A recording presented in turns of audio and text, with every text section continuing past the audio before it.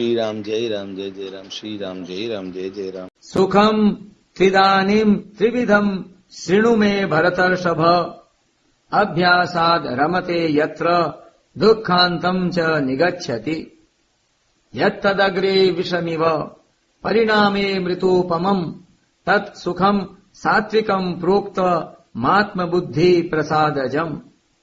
हे भरतवंशियों में श्रेष्ठ अर्जुन, अब 3 प्रकार के सुख को भी तुम मुझसे सुनो, जिसमें अभ्यास से रमण होता है और जिससे दुखों का अंत हो जाता है। ऐसा वह परमात्म विषयक बुद्धि की प्रसन्नता से पैदा होने वाला जो सुख सांसारिक आसक्ति के कारण आरंभ में विष की तरह और परिणाम में अमृत की तरह होता है, वह सुख सात्विक कहा गया है।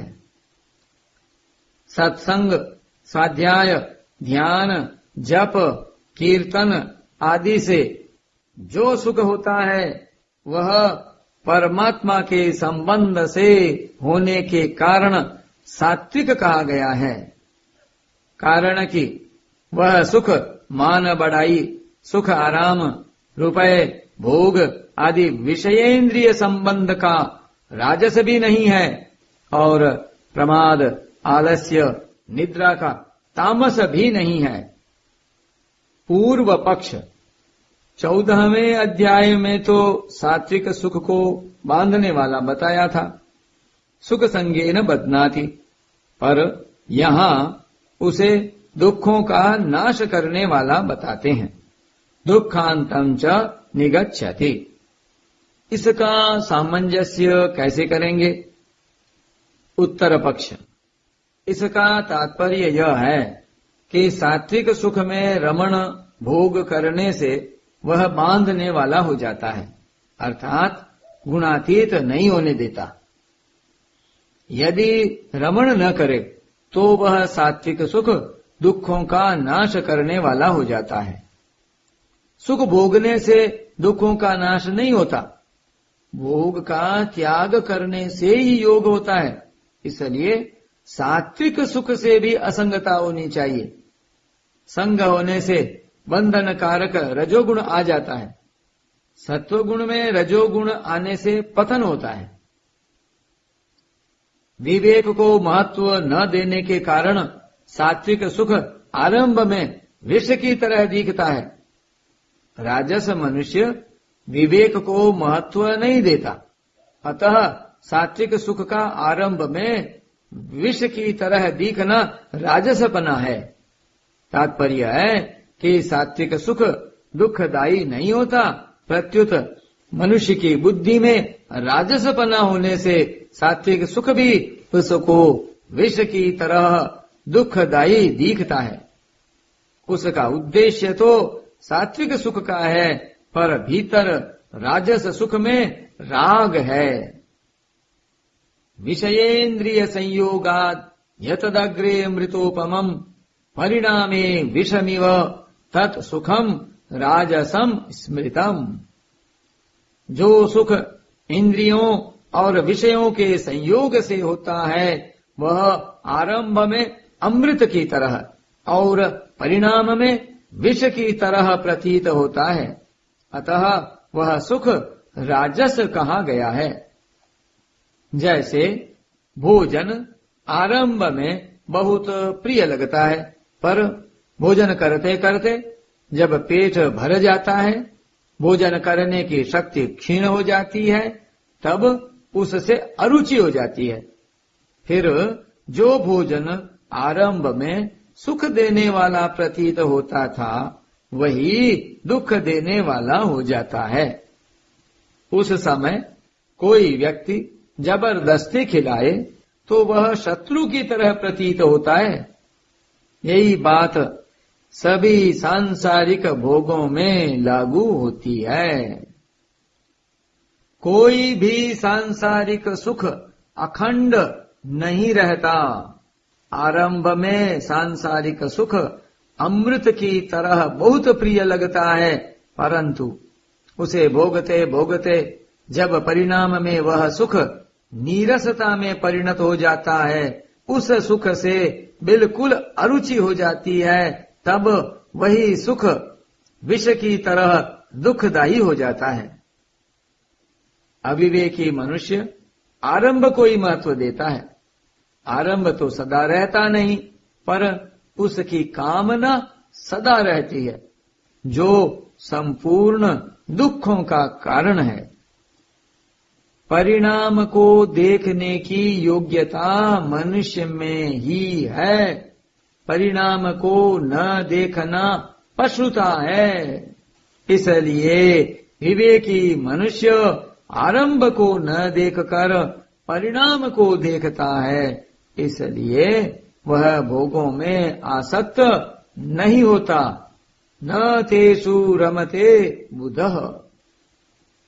वास्तव में आरंभ संयोग मुख्य नहीं है, प्रत्युत अंत वियोग ही मुख्य है।